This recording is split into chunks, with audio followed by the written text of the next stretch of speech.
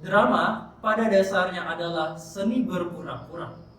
Oleh karena itu, aktor sejati adalah seseorang yang bisa menghilangkan jati dirinya untuk menjadi orang lain, yaitu tokoh yang diperankan. Assalamualaikum warahmatullahi wabarakatuh.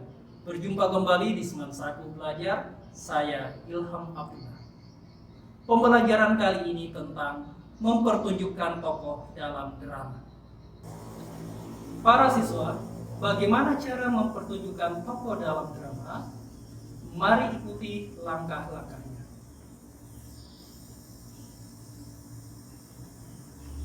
Langkah pertama adalah memahami teks drama. Perhatikan contoh teks drama berikut. Pada teks drama berikut ini, kalian bisa melihat ciri-ciri fisik teks drama. Yang pertama, ada nama tokoh. Yang kedua, ada dialog yang diucapkan. Dan yang ketiga, ada penggambaran latar yang tertulis.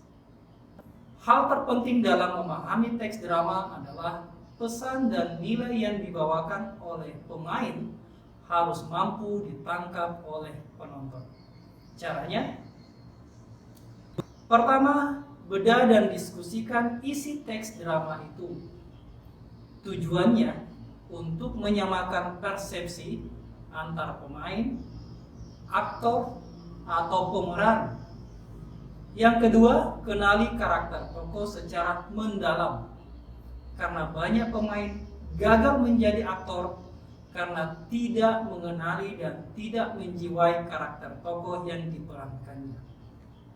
Oleh karena itu, kalian boleh melakukan atau bisa berlatih: satu, observasi; yang kedua, ilusi; yang ketiga, imajinasi; dan yang keempat, kalian boleh belajar mengolah emosi.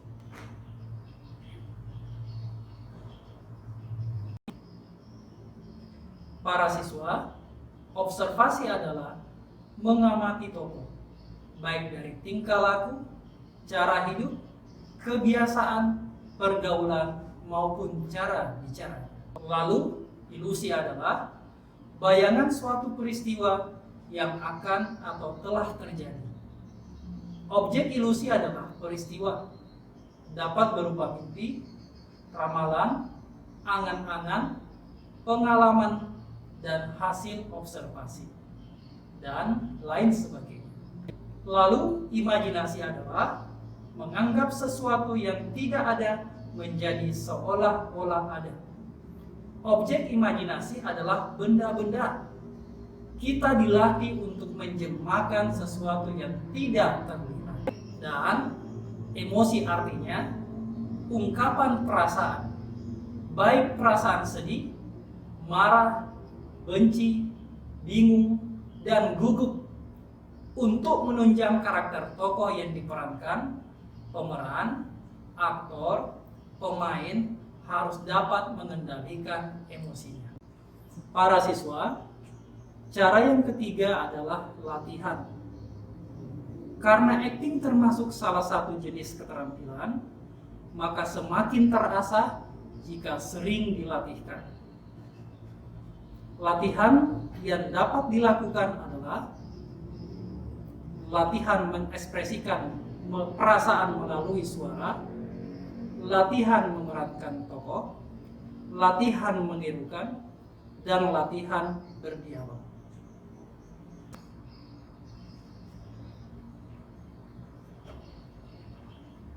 Selanjutnya, mari kita lihat penjelasan tentang latihan mengekspresikan perasaan melalui suara. Latihan ini bisa kalian lakukan dengan membaca puisi. Membaca puisi bermanfaat untuk melatih vokal, nada suara, karena adanya perubahan perasaan dan situasi. Selanjutnya, latihan memerankan tokoh. Latihan ini bisa dilakukan dengan menirukan gerakan khas macam-macam binatang. Selanjutnya adalah latihan menirukan. Latihan ini bisa dilakukan dengan menirukan gaya bicara dan gerak-gerak orang lain. Bisa siapa saja. Sebaiknya tirukan yang dikenal, baik dikenal oleh orang lain maupun dikenal oleh teman-teman. Pastikan bisa menirukan secara persis. Dan yang bisa menilai adalah orang lain atau teman-temanmu sendiri. Selanjutnya, latihan berdialog. Calon pemeran atau pemain atau aktor harus latihan berdialog dengan lawan bicaranya. Tahap-tahap latihannya sebagai berikut. Pertama, dialog bebas tanpa naskah, seolah-olah memerankan tokoh tertentu. Yang kedua, dialog dengan membaca naskah. Dibaca berulang-ulang, silih berganti dengan lawan main kemudian dihafalkan. Yang ketiga, praktekkan dialog tanpa naskah, tanpa gerakan. Selanjutnya, setelah lancar, praktikkan dialog tanpa naskah, disertai gerakan-gerakan ekspresi wajah dan tubuh. Selanjutnya, gerak kerja panggung. Dilakukan dengan gerakan-gerakan sesuai tuntutan naskah dan karakter tokoh yang dilakukan di atas panggung. Latihan ini bertujuan mengenalkan tempat pentas kepada calon pemeran. Misalnya, sejauh mana ia akan berlari, berjalan, merangkak, berdiri, menendang, atau duduk. Dalam pementasan drama, gerakan pemeran yang salah tidak bisa diulang, sehingga harus dipersiapkan betul-betul. Berbeda dengan sinetron atau film, gerakan yang salah dapat diulang kembali. Para siswa, setelah langkah memahami teks drama, langkah berikutnya adalah mengekspresikan dialog dalam drama. Melalui dialog, seorang tokoh secara tidak langsung menunjukkan cara berpikirnya, cara menghadapi masalah, dan caranya menghadapi orang lain. Hal tersebut akan menunjukkan karakter watak atau perilakunya.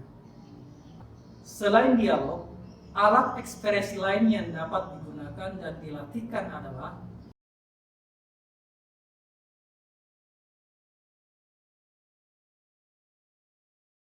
cara mengucapkan bunyi bahasa.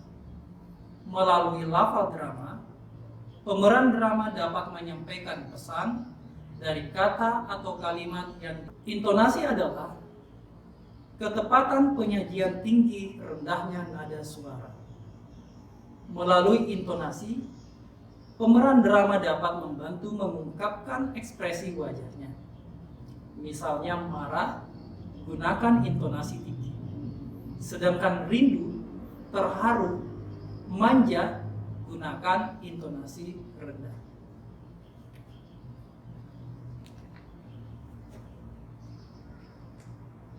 Para siswa, selanjutnya adalah mimik.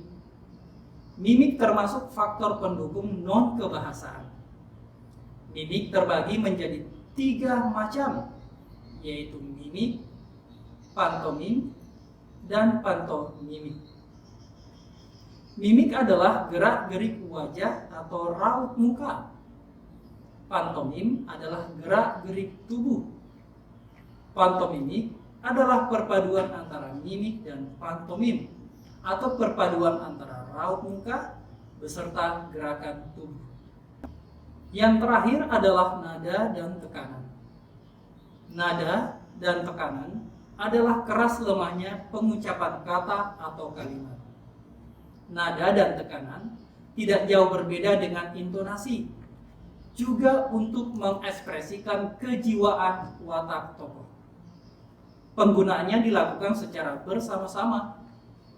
Pemberian tekanan pada kata atau kalimat dimaksudkan untuk mementingkan bagian yang diberi tekanan.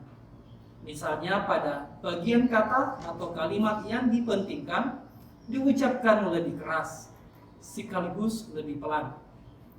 dan bagian yang tidak dipentingkan pengucapannya diucapkan lemah atau biasa dan kecepatannya biasa.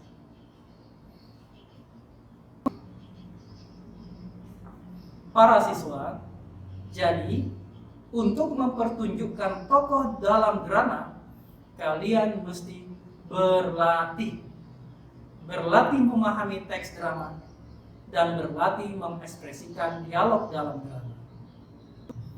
Sampai jumpa lagi di video pembelajaran berikutnya. Assalamualaikum warahmatullahi wabarakatuh dan tetap semangat.